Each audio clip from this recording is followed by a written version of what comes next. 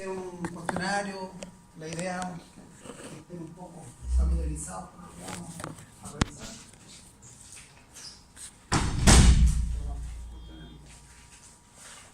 La puerta.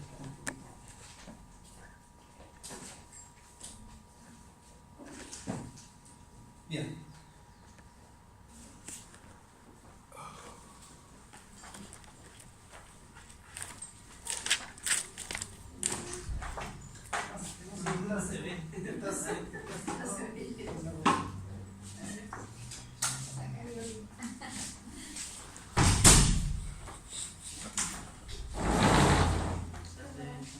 Hola, buenas.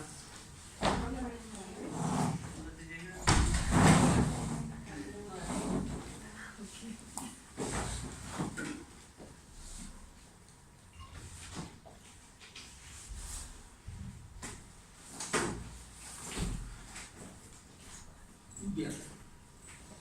Si yo les comentara que esa imagen es una imagen efectiva de parénquima pulmonar, claro, está producida en el sentido que tiene color, pero la imagen corresponde a una microfotografía de barrido. Y si yo le digo parénquima pulmonar, entonces, ¿qué células estamos viendo? Alveolo. Estamos viendo alveolos. Perfecto. ¿Pero qué células estamos viendo? La clara. No sé. Sí. En realidad ¿sabes qué? La denominación más apropiada para las células es más que células de la clara, sino que es células claras. Lo que pasa es que una deformación en el español debe ponerle de la clara, porque en realidad las células es el médico que exactamente. Era de apellido Clara. Y que no es precisamente la clara del huevo, por si acaso. Bien, entonces, si decimos que estamos viendo alveolos, vamos interactuando. A ver, ¿qué es lo que hay en el alveolo?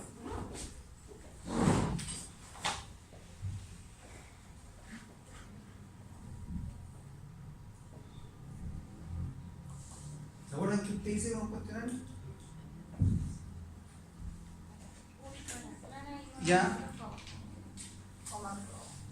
No, está bien, está bien. Potencialmente, como no tenemos tal nivel de definición porque es una microscopía electrónica, pero sí podemos decir que allí debiesen estar al menos los elementos que constituyen un alveolo. Ya. Entonces, cuando uno dice constitución de un alveolo,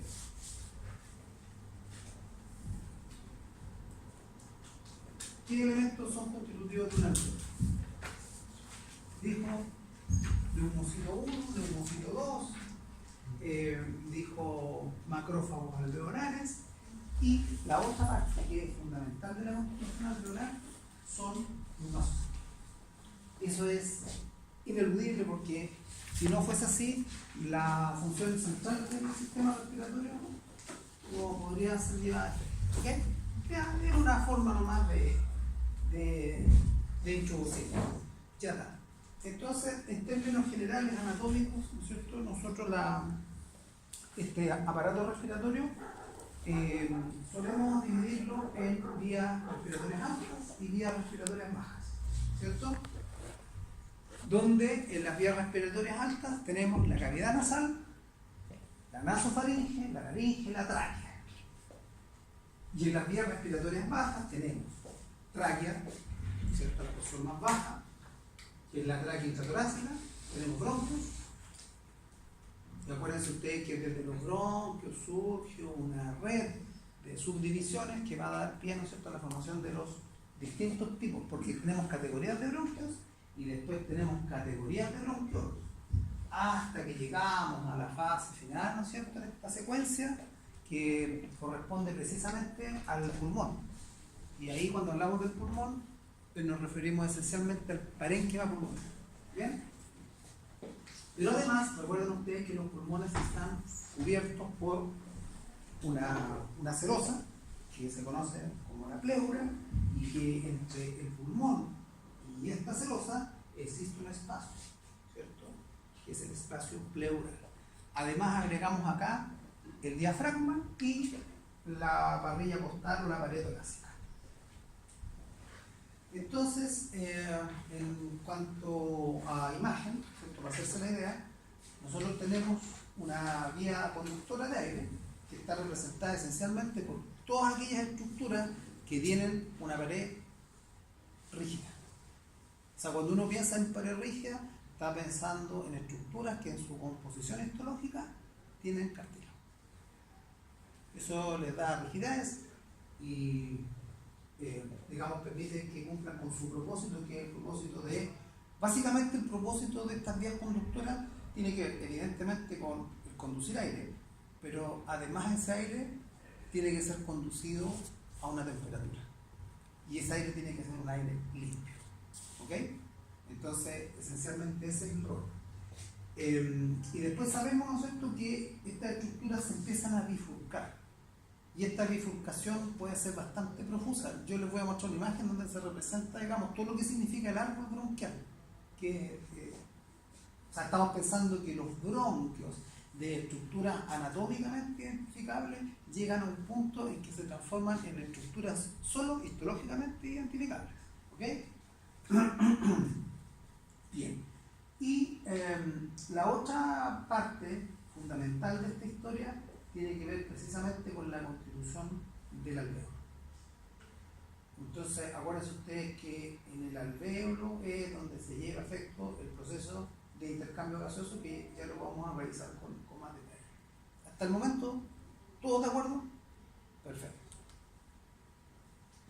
Entonces, esta es una imagen solamente para hacer una representación de la complejidad, ¿no es cierto?, de este proceso de bifurcación bronquial.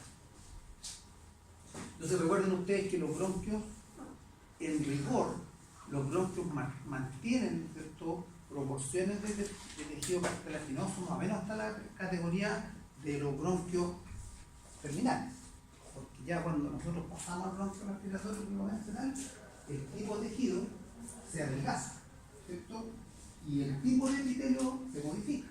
Partimos con epitelio esencialmente del tipo cilíndrico pseudoestratificado y vamos terminando en epitelios que son esencialmente monolineales del tipo cúbico, ¿cierto? Bien. Entonces, esta es una representación característica precisamente de estas estructuras que tienen mayor rigidez, donde nosotros podemos visualizar la presencia de musculatura lisa, donde podemos visualizar la presencia de abundante tejido conectivo y característico, ¿no es cierto?, es la presencia de cartílago. Y este cartílago es cartílago del tipo, ¿de qué tipo es? ¿De qué tipo es el cartílago que encontramos nosotros en la vía respiratoria?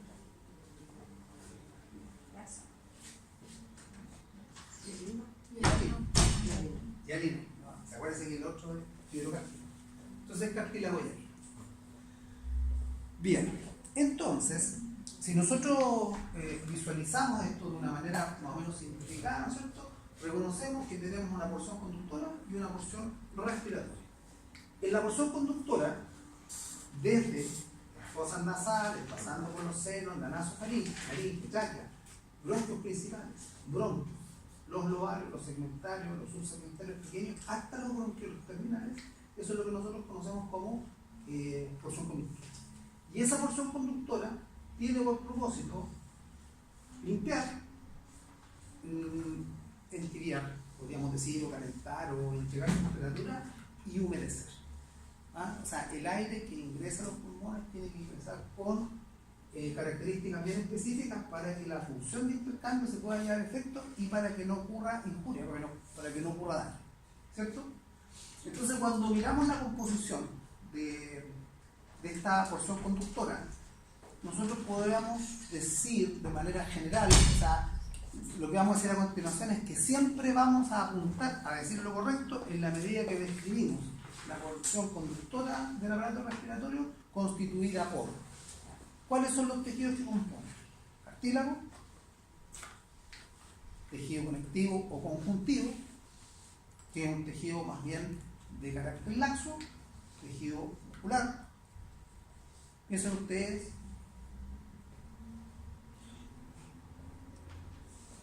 bueno, no sé, a lo mejor la palabra es una palabra muy técnica, pero yo creo que entre todos, con un pequeño esfuerzo, la podemos construir. Por ejemplo, cuando uno dice broncoconstricción, ¿qué es lo que entendemos por broncoconstricción? La contracción, claro, pero cuando dice el bronquio se contrae, claro, se contrae, pero se contrae ¿por qué? Porque tiene musculatura lisa. Y esa musculatura lisa está inervada, ¿no es cierto?, por el sistema nervioso autónomo. Entonces, por ejemplo, citemos, cuando sobreviene una situación como una broncoconstricción inducida, por ejemplo, por alergenos, por partículas, ¿no es cierto?, el mecanismo de respuesta de la broncoconstricción precisamente está en pos de poder regular el paso de partículas hacia el pulmón. Y eso es lo que ocurre fisiológicamente, pero eventualmente podría estar dado por una condición anormal. Entonces, cuando el individuo es alérgico, el individuo frente a ciertos estímulos puede experimentar broncoconstricción.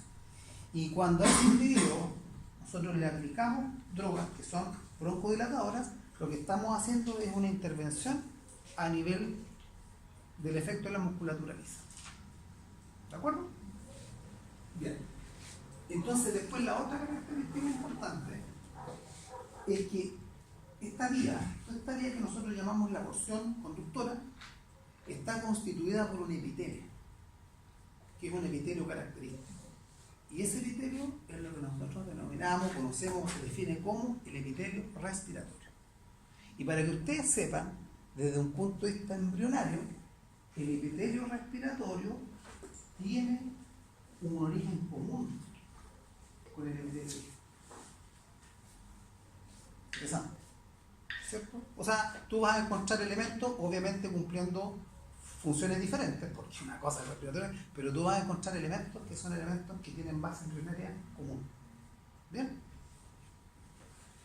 Así como acá hablamos de epitelio respiratorio, en el otro caso hablamos de epitelio digestivo.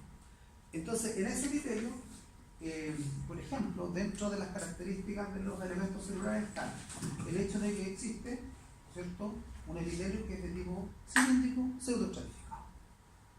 Y ese epitelio, que es cilíndrico pseudoestratificado, se va a mantener aproximadamente con un poquito más, con un poquito menos, hasta que empezamos a entrar en la porción que es respiratoria.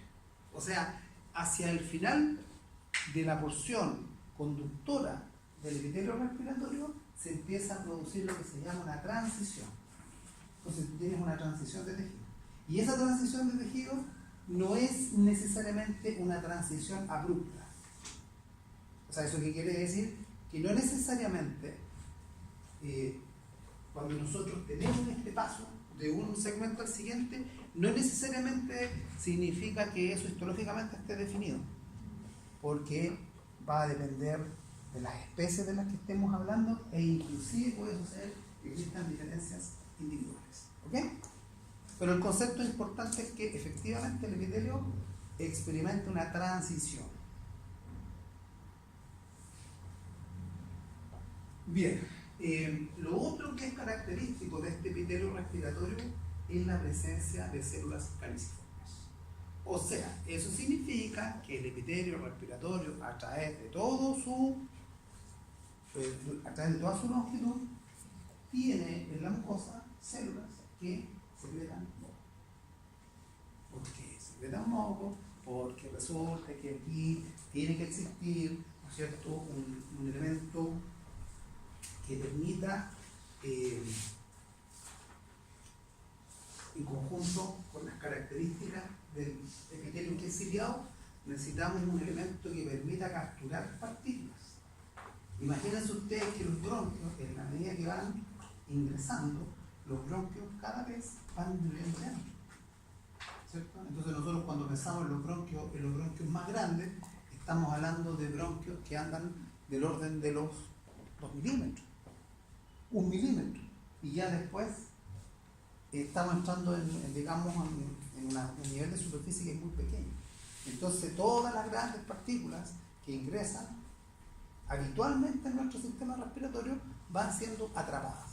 O sea, nosotros partimos atrapando partículas, obviamente en la cavidad nasal. ¿Bien?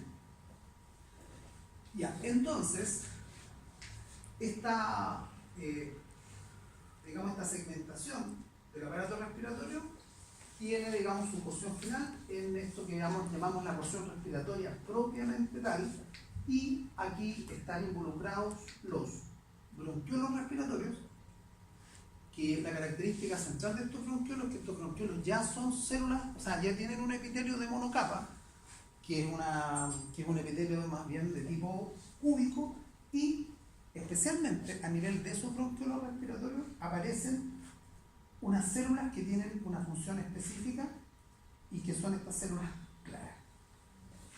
¿Ok?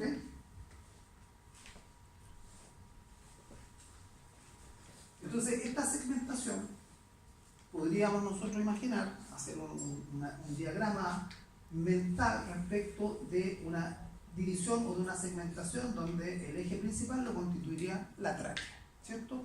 La tráquea se divide, entonces vamos a tener la formación de bronquios primarios, y así sucesivamente va a haber una serie de generaciones que van a ser variables según especie, hasta que finalmente, ¿no es cierto?, se transita desde este estado que es el bronquiolo terminal hacia la porción del bronquiolo respiratorio propiamente tal.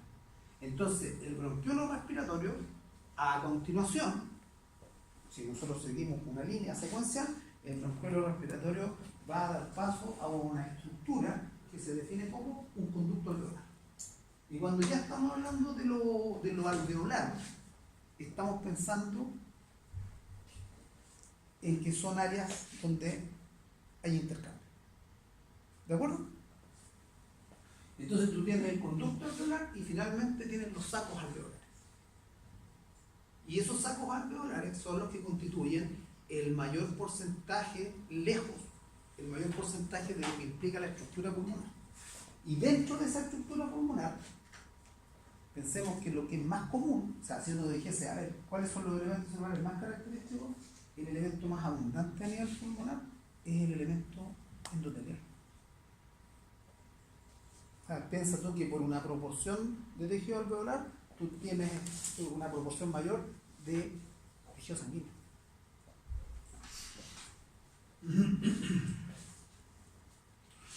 Entonces, ahora, con mayor detalle, porque no siempre, digamos, en la histología clásica, en la de microscopía de luz, todas las estructuras son definibles, pero sin embargo hay estructuras que se van definiendo por la posibilidad, ¿no es cierto?, de acceder a sistemas, digamos, de análisis morfológico que son de mayor definición.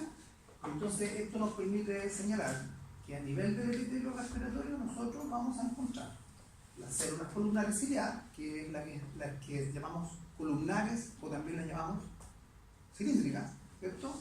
Vamos a encontrar las células caliciformes, que son las células las productoras de moco, que ahí podemos visualizar, ¿no es cierto?, los granos de moco. Recordar que las células columnares son células ciliadas. Recordar que este epitelio es un epitelio que se define como un epitelio pseudoestratificado, porque finalmente todas las células que lo están constituyendo están ancladas en la membrana basal, ¿de acuerdo? Lo que pasa es que muchas veces, sobre todo en las células columnares, puede ser que entre estas células se acoplen otras células, que son células que definitivamente no necesariamente tienen llegada hacia el lumen del órgano. Entonces, eso da pie, ¿no es cierto?, a la presencia de células que se llaman células basales. Las células basales no son otra cosa que las stem cells de las células columnares ciliadas. Pensemos que este epitelio es un epitelio que está en constante renovación. ¿Bien? Y además, en este epitelio aparecen elementos celulares que tienen características, digámoslo, características más específicas, que es lo que se reconoce como estas células del grupo de las DNES. ¿Qué es lo que significa DNES? Significa que son células que corresponden a un sistema muy particular, un sistema que tiene asiento particularmente, valga la redundancia, el sistema respiratorio y el sistema digestivo, que se conoce con el nombre de sistema neuroendocrino difuso. Sí, es complejo porque son células, son células que están insertas en un tejido, pero resulta que la programación de esas células implica que ellas tienen funciones que no son precisamente las funciones que cumplen las células principales del epitelio.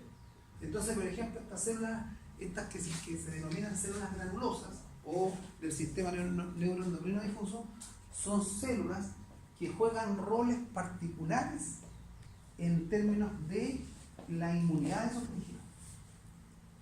O sea, le confiere características particulares en términos de inmunidad.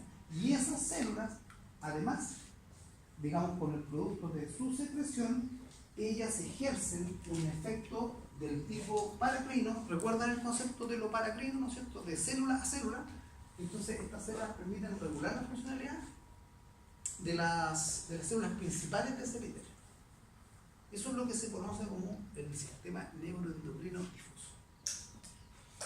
Profe, disculpe, ¿qué generaba con la secreción esas células, las granulosas? Estas células se llaman granulosas porque tienen gránulos. Y esos gránulos son vesículas de secreción. Entonces, esas vesículas de secreción contienen esencialmente sustancias o bioaminas, sustancias biológicamente activas, que juegan un rol muy importante en mantener la funcionalidad del epitelio principal, por decirlo de alguna manera. O sea, estas células dirigen, controlan la actividad de estas células que tienen los cilios, que estos cilios tienen que cumplir una función, etc. Entonces, a eso se refiere con esa idea del sistema neuroendocrino difuso. Entonces, esquemáticamente, aquí están representados los distintos componentes de este epitelio. Estas son las células caliciformes, estas son las células ciliadas, estas células que aparecen acá son las células basales, que son las precursoras de las ciliadas, ¿no es cierto? Las basales vienen antes de las ciliadas. Son las precursoras. O sea, en el fondo podríamos decir que ellas permanentemente se están multiplicando porque ellas van regenerando a las células del epitelio que se van muriendo. ¿Célula madre? Sí, claro, stem cell, eso. Células progenitoras, stem cell, células madre. ¿Ok? Aquí están representadas, ¿no es cierto?, estas células que son las que cumplen esta función neuroendocrina. ¿Bien? Y algunas de las células de estas células columnares también podría ser que presenten un tipo de, digamos, de estructura apical que sea un poco más suave que el sistema de cilios que tienen las células principales, sino que tienen un sistema de vellosidades. Ahora, en cuanto al origen, hay que considerar que el sistema respiratorio y el sistema digestivo, insisto en la idea inicial, ¿no es cierto?, presentan un origen embrionario común. Y ese origen embrionario común deriva de una de las láminas embrionarias que es el endoderma. Entonces, esta situación se da precisamente porque a partir de un estado embrionario, donde tenemos, ¿no es cierto?, nosotros una estructura que se reconoce como una yema, un área del embrión que es precursora, a partir de esa área, ¿no es cierto?, se desarrolla el esófago y desde el esófago embrionario surge una proyección. Y esa proyección es lo que se reconoce como la yema pulmonar. O sea, desde el mismo endoderma hay un grupo de células que migran y que se diferencian para expresar un tejido distinto.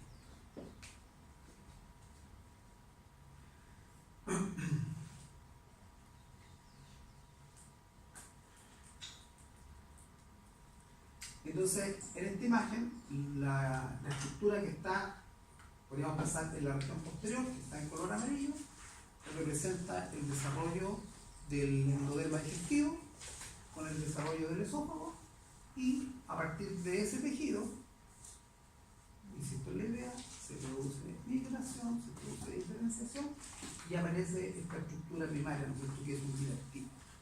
Un digartículo, y a partir de él, ¿no es cierto?, vamos a tener una bisección donde van a aparecer dos áreas nuevas que van a corresponder a los brotes bronquiales.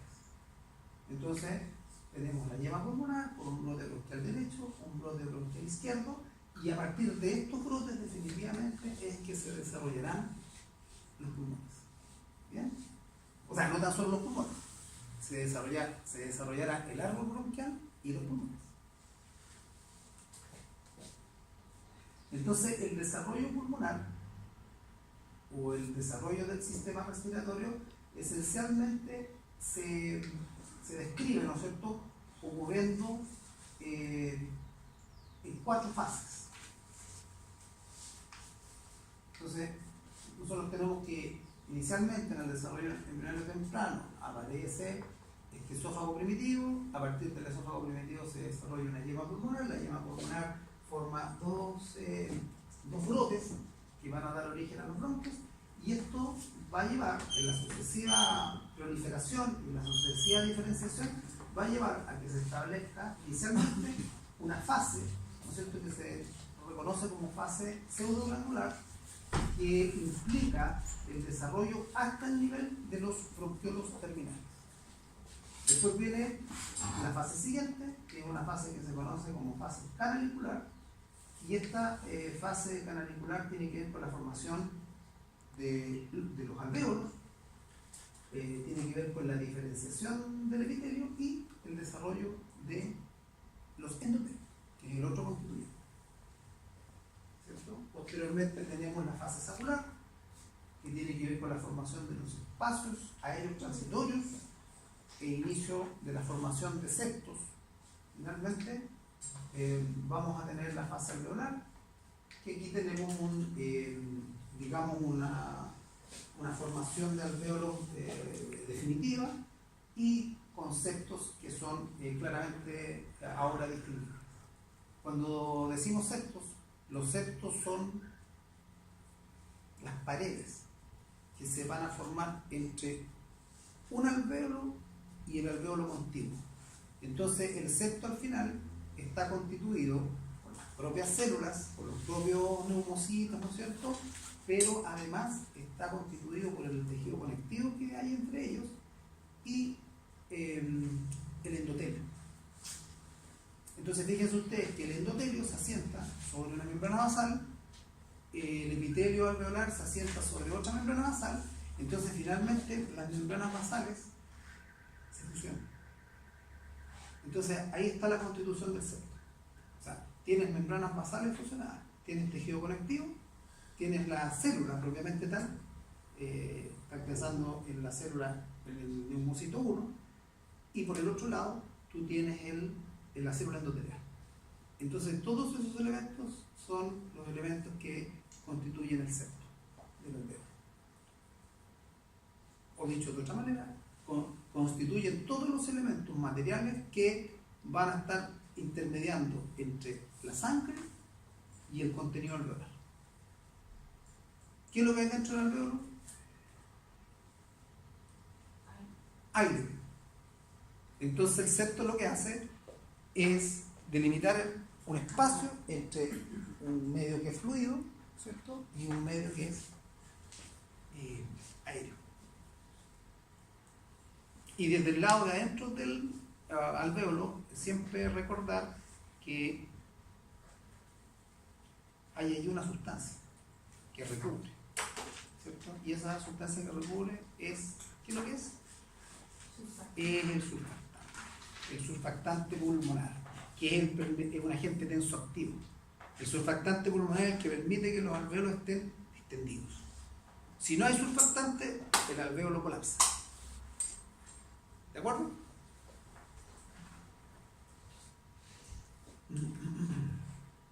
Bien. Entonces, acá vamos a apelar a conocimientos que ustedes ya tienen. O sea, quiero decir que en esa imagen no hay nada nuevo para ustedes. Hagamos el ejercicio. Vamos por partes. ¿Qué es lo que están viendo ahí arriba? Está viendo una epitelio. ¿qué característica a usted le podría adjudicar a ese epitelio? Así por lo que está viendo, no me diga que porque usted sabe que el epitelio es estratificado, no. ¿Qué característica usted le adjudica a ese epitelio? Así viendo.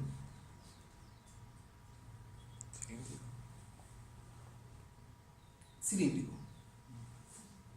Perfecto. O sea, ¿por qué decimos que es cilíndrico? Porque las células tienen un eje, hay un eje que es, digamos, un eje que es superior al eje contrario, en dos sentidos. Porque las células cúbicas, por lo general, su eje son relativamente homogéneos. Entonces la célula columnar o la célula cilíndrica es una célula que es bien elongada. Bien. Fíjense que arriba, otra característica. Caliciforme. Esos espacios, esas cavidades aparentes, ¿no es cierto?, implican la presencia de glándulas unicelulares, que en este caso son las caliciformes. ¿Ok? Ya, después podemos adjudicar la característica del epitelio, ¿no es cierto? Uno ve que hay, digamos, hay una continuidad, entonces por tanto entendemos que todas estas células tienen que ir asentadas sobre una membrana basal. Y además sabemos que por debajo de la membrana basal vamos a encontrar tejido conectivo. Acuérdense que el tejido conectivo va a variar en sus características dependiendo del órgano del cual estemos tratando. Por ejemplo, en un mismo sistema, en un mismo aparato, podría ocurrir que en ciertos segmentos tú tengas un conectivo que es más, digámoslo así, más denso, y que en otras áreas el tejido conectivo sea más laxo. ¿Ya? O que en algunos segmentos el tejido conectivo tenga más fibras reticulares o el tejido conectivo tenga más fibras elásticas. Entonces aquí en el sistema respiratorio va a pasar eso. Va a pasar que en la medida que nosotros vamos ingresando, ¿no es cierto?, paulatinamente el tejido conectivo también se modifica para finalmente pasar de un tejido que era más bien laxo a un tejido, o sea, en menor proporción, pero finalmente adentro de los pulmones el tejido conectivo que hay es tejido conectivo elástico, que tiene que ver también con esta capacidad del pulmón de distenderse. Entonces cuando nosotros ya estamos adentro del pulmón no hay músculo. Pero sin embargo cuando miramos las estructuras de conducción, esas estructuras se van caracterizando porque van a tener al principio mucho más musculatura y después paulatinamente a lo mejor van a ser monocapas de musculatura, porque funcionalmente así se requiere. Bien, entonces acá estamos claros, ¿no? Tenemos un conectivo, después tenemos algo de musculatura y después nos pegamos un salto y aparece aquí una cantidad de tejido importante. O sea, proporcionalmente uno puede entender que este tejido en tamaño es bastante más que eso, ¿cierto? Y aquí este tejido, ¿qué es lo que es? ¿Y por qué tú reconoces cartílago? Por ejemplo, una característica que usted pueda allí, en esa imagen, que usted le permite decir, sí, eso es cartílago. Los grupos isógenos, claro. Los grupos isógenos y la matriz, ¿cierto? Y después, acá afuera, más musculatura. Perfecto. Y ahora acá,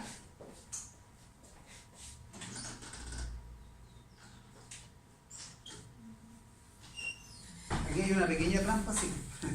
Porque, claro, porque este es un tipo, o sea, no es que sea un tipo de tejido, sino que es un tipo de estructura que nosotros no hemos analizado, pero es epitelio respiratorio, es epitelio nasal.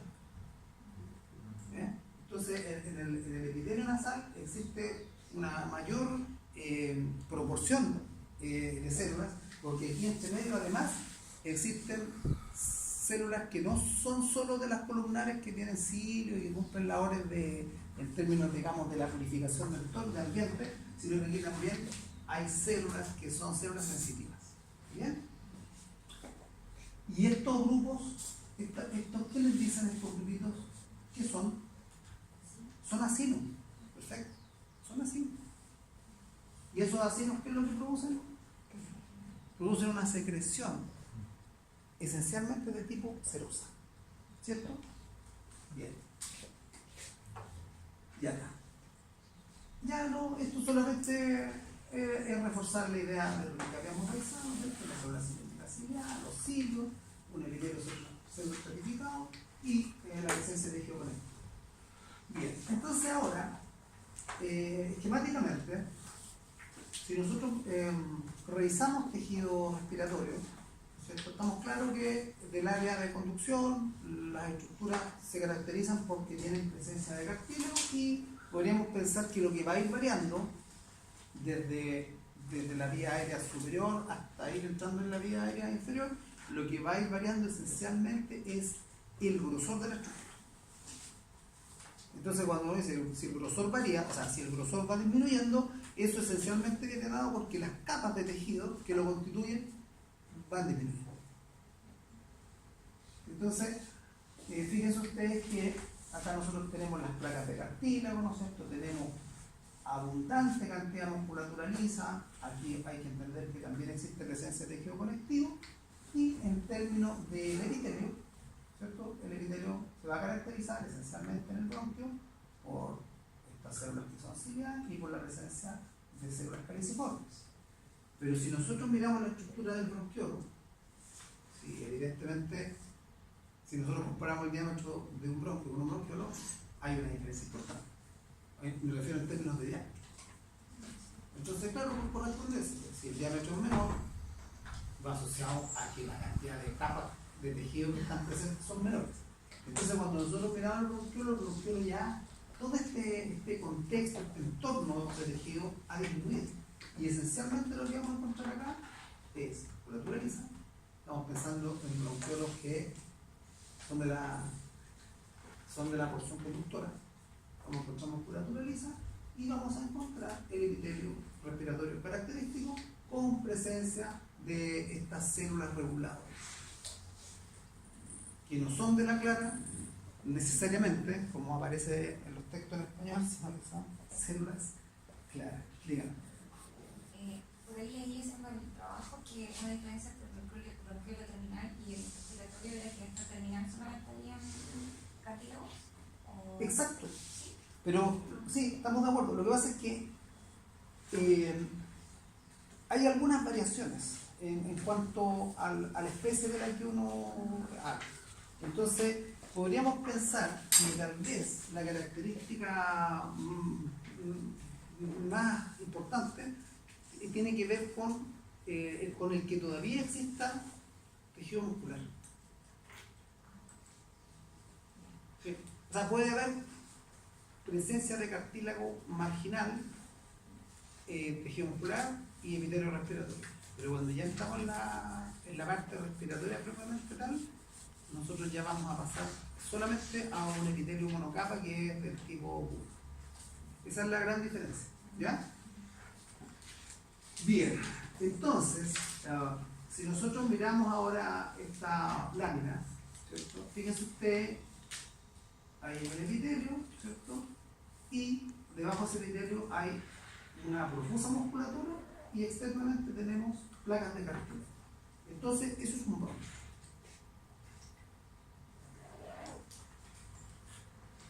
¿Estamos claros respecto del bronquio? ¿Sí? Entonces, acá, fíjense la misma cosa. Aquí el tejido cartilaginoso, y aquí, lo que pasa es que son tensiones distintas, pero ahí está el epitelio respiratorio. Entonces, si ustedes comparan esta estructura respecto de esa estructura, yo los invitaría a buscar, por ejemplo, si en esta estructura hay presencia cartílago. Me refiero, si usted compara esta estructura respecto de esta estructura,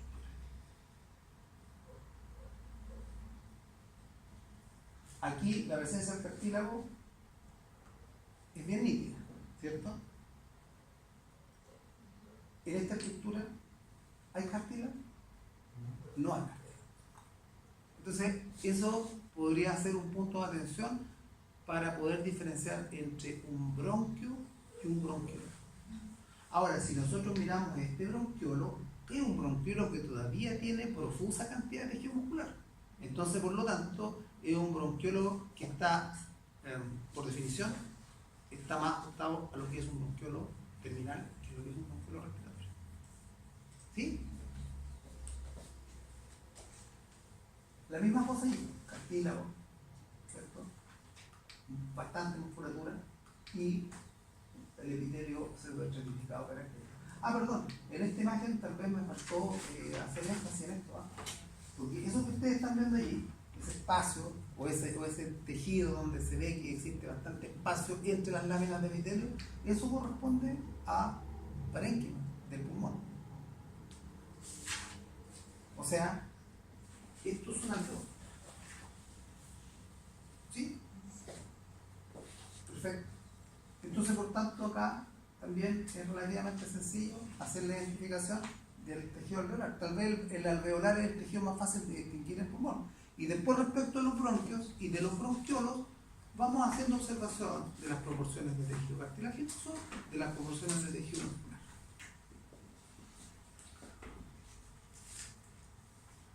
¿Ok? Entonces, en esta imagen, ¿cierto? El límite está dado por esa marca externa, ¿cierto? Lo que está haciendo es delimitar el espacio o el diámetro de tejido que corresponde precisamente con bronquio. Por esas características, ¿qué podemos decir? ¿Será bronquiolo terminal o bronquiolo respiratorio?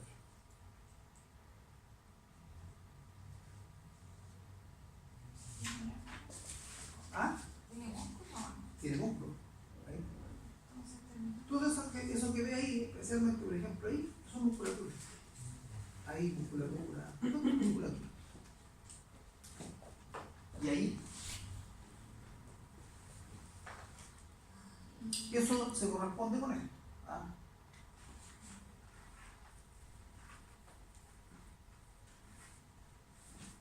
Esto que se ve así, que aquí, esto de acá no es una microfotografía, esto es un esquema. ¿Ya? La de acá es microfotografía, pero aquí en este esquema, justamente con propósitos didácticos, está muy bien definido los tejidos, mejor que lo que uno puede ver en un corte. Entonces lo que están viendo ahí es musculatura, músculo liso, ¿cierto?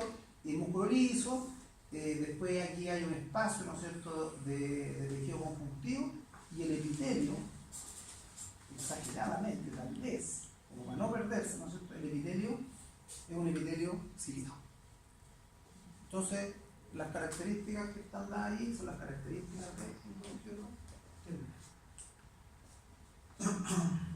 de la misma cosa acá. Traten de ustedes ahora, mirando eso, por ejemplo, miren, ¿qué van encontrando ahí? ¿Sí? Ahora vamos encontrando el epitelio, pero este epitelio tiene presencia de células productoras de moco. En este epitelio hay, en este epitelio, perdón, en este tejido, o en esta estructura más bien dicho, tenemos presencia de más de un tipo de tejido, y aquí tenemos presencia de tejido muscular. Esto que está acá abajo corresponde a un vaso sanguíneo.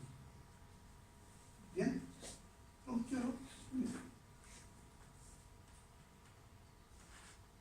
¿Qué les parece eso? Yo nada más les voy a decir que el entorno es parénquima pulmonar. Les voy a decir que eso y eso son vasos sanguíneos. Y les voy a decir que eso es un bronquiolo. Pero ya por el mismo entorno, ¿cierto?, uno ya se orienta. O sea, estamos en la profundidad del parénquima pulmonar. Entonces, el bronquio, o el bronquiolo, perdón, que estamos visualizando acá, ya es un bronquiolo respiratorio, que está en un corte transverso. ¿Ven? Fíjense acá. Esa estructura que está allí, ¿qué les dice? Ya el epitelio, no sé qué sea, pero allí ¿qué es lo que hay? Cartílago. ¿Vale? Eso tiene características de bronquio. Pero si nos vamos acá, ya tenemos tejido pulmonar, pero aquí tú tienes bronquiolo. Lo que sucede es que aquí el corte ahora ya no es transverso, sino que es un corte longitudinal. Entonces, si ustedes miran, se marca una diferencia importante entre esto y eso, o podríamos pensar que en el mismo punto acá, cuando se transita de este epitelio hacia acá, de ese epitelio que está bien teñido, ¿no es cierto?, hacia acá. Entonces, eso corresponde a bronquiolo respiratorio. ¿Cierto? Y estos bronquiolos también son bronquiolos respiratorios, solo que están desde el corte transversal.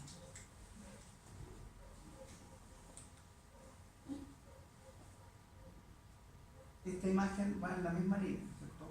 Ahí tenemos un bronquio que además, ¿no es cierto?, del epitelio podemos ver que hay una capa de tejido muscular inferior y después vemos que esto pasa a una monocapa, ¿cierto? Entonces, bronquiolo terminal, bronquiolos respiratorios.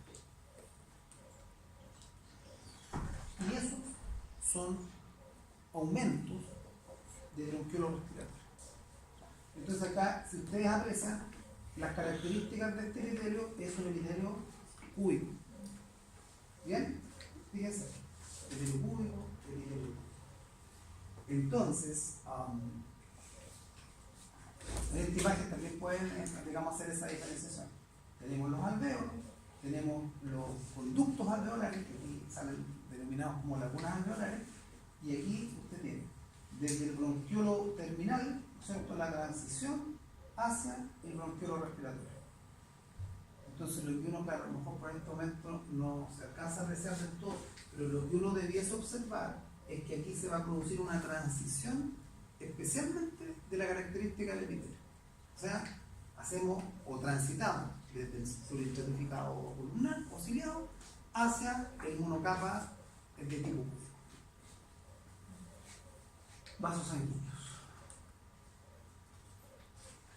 Bien, entonces acá tenemos las categorías que veníamos definiendo, ¿no es cierto? Bronquio, con presencia de cartílago, con presencia de conectivo y un epitelio ciliado, ¿cierto? Epitelio ciliado, subestratificado. Bronquiolo terminal, vean ustedes cómo se produce una reducción en la proporción de los tejidos y aquí ya no se ve presencia de cartílago. Sin embargo, sí podemos ver presencia musculatura lisa, conectivo, musculatura lisa y epitelio. En el bronquiolo respiratorio ya vemos que el tipo de epitelio pasa a ser un epitelio del tipo cúbico, ¿no es cierto? Y no hay más, solamente tenemos tejido conectivo. Y finalmente tenemos la presencia de los alvéolos, donde acuérdense que los alvéolos, la composición finalmente es un epitelio de células planas, que cada ciertos segmentos va a tener algunas modificaciones, algunas, por decirlo así, algunas protuberancias hacia la región interna, que van a estar dados principalmente por la presencia de los neumocitos secundarios, eventualmente por la presencia de macrófagos. Y allí hay una ampliación, ¿no es cierto?, de este concepto, ¿no es cierto?, de las células que son células bronquiales, que están particularmente en la región del bronquiolo respiratorio, que son secretoras de, o sea, secretan surfactantes, pero también secretan otro tipo de sustancias que un poco tienen alguna semejanza, sin ser de la misma categoría, de las células del sistema neuroendocrino difuso, porque también juegan un rol respecto de la mantención de la función de las células que constituyen el bronquio. ¿Bien? ¿Las células de Clara generaban el surfactante en el alveolo? Sí. No. Las células de Clara que producen surfactante, pero a nivel del bronquiolo respiratorio. Porque recuerda que el surfactante del parénquima pulmonar lo producen los neumocitos secundarios. ¿Bien?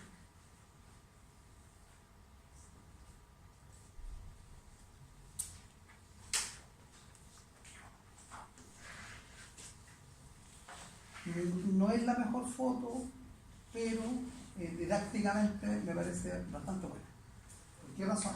Porque nos permiten, ¿no es cierto?, apreciar precisamente el paso desde el bronquiolo terminal hacia el bronquiolo respiratorio y poder visualizar con claridad los ductos alveolares y los sacos alveolares. Y en este caso, además, agregar el hecho de que se destaca la presencia del vaso sanguíneo. O sea, piensen ustedes que la pared de este vaso sanguíneo, esas células que estamos viendo aquí, son células planas, son células endoteliales. Entonces, estas células endoteliales se relacionan con las células planas que constituyen el alveolo. Entonces, esta célula, por ejemplo, la célula endotelial, el endotelio tiene una membrana basal y el alveolo, o digámoslo, las células, esta lámina de células que constituyen la pared alveolar, también tiene membrana basal. Entonces, a este nivel, esta unión, estamos pensando que es muy delgadísimo. O sea, estamos pensando que la unión entre células puede ser, qué sé yo, 0,5 micrómetros, 1 micrómetro, muy delgado. Pero las membranas basales, finalmente, del endotelio y la membrana basal de la pared alveolar se fusionan. Son dos membranas fusionadas. Entonces, por arriba de estas membranas fusionadas, o sea, pensémoslo así, de aquí para allá va la sangre y de aquí para allá está el aire, ¿cierto? Por lo tanto, la pared de acá es endotelio y por lo tanto la pared de acá es pared alveolar.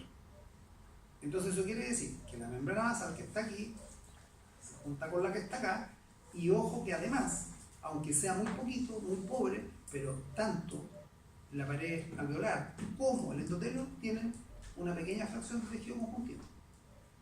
Es una regla. O dice un epitelio, ¿cierto? Son células que van adheridas, etcétera, etcétera, que van montadas sobre la membrana, pero que además tienen una porción de tejido conectivo porque tienen que darles, o sea, una de las funciones ahí del tejido conectivo es dar soporte a la estructura. Entonces el tejido conectivo que está ahí entre medio es principalmente del tipo elástico. Eso es importante de reconocer, el tejido elástico. O sea, el alvéolo per se, cuando dice una célula alveolar, la célula alveolar per se no es elástica, sino que digamos, el tejido sobre el cual ella está montada es el elástico. Sí, los alvéolos se pueden expandir, se pueden contraer, pero esa capacidad, insisto, no viene dada por la característica propia de la célula del neumocito, sino que viene dado por el tejido en el que está inserto. ¿Bien? Bien, entonces ahora tenemos imágenes que están a menor aumento, donde estamos, digamos, en un corte de parénquima. Bien, ¿somos capaces de situarnos ahí?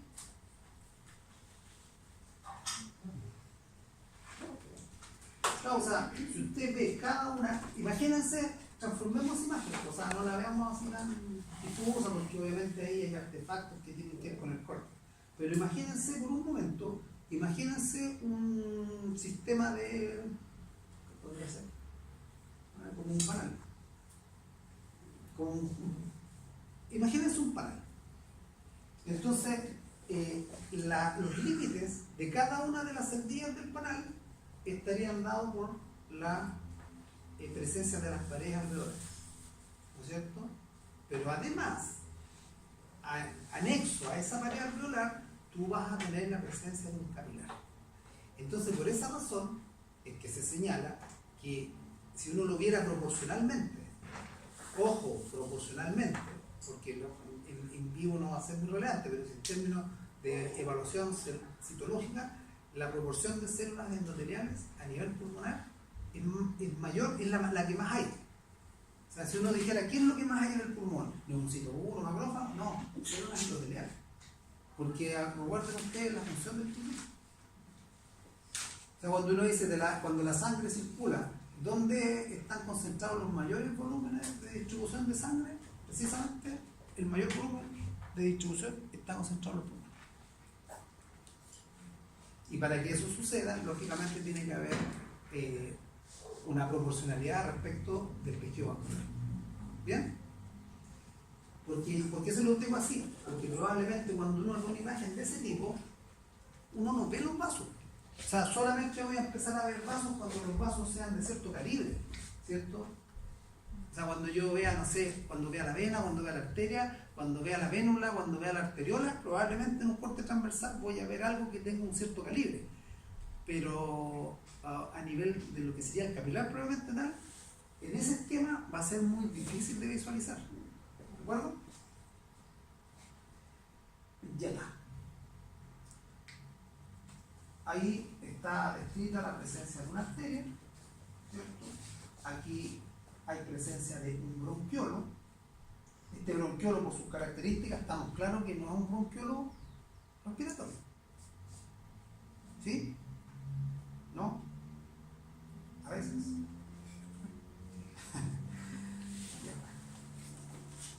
Ya está. Ya, hagamos otro. ¿Sí? Para que continuemos con el siguiente tema.